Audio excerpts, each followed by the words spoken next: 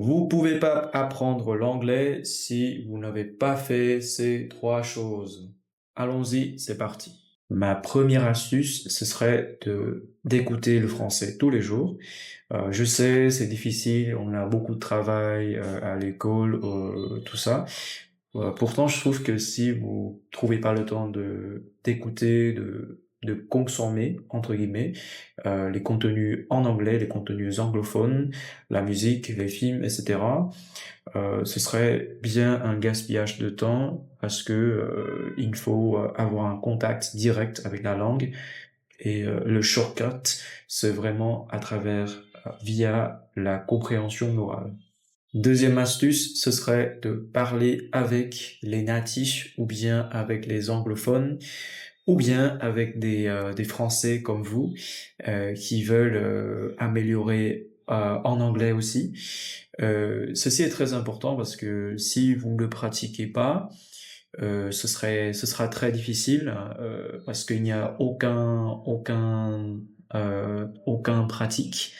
Et donc, il faut toujours pratiquer, pratiquer, pratiquer, mais aussi consommer des contenus en regardant des vidéos en ligne. Ma troisième astuce, ce serait de trouver une façon d'aimer la langue. Pour moi, apprendre une langue, c'est comme une relation amoureuse, dans le sens où il faut aimer la langue, mais aimer véritablement la langue. Si par exemple, imaginez-vous, si vous avez une amoureuse ou un amoureux, ce serait difficile de dire que bah je veux vraiment découvrir cette personne sans le ou la comprendre. Je trouve que c'est presque impossible. Donc, pour moi, apprendre une langue, c'est comme dans une relation, il faut avoir du temps, il faut aimer dès le début. Alors, vous pouvez peut-être vous dire que bah non, j'aime pas du tout l'anglais. Je suis, en fait, mes professeurs me forcent d'apprendre cette langue. Pour moi, on peut toujours apprendre à aimer un aspect en particulier. Peut-être vous n'avez pas trouvé une musique en anglais préférée ou un film, ou même une personne, hein.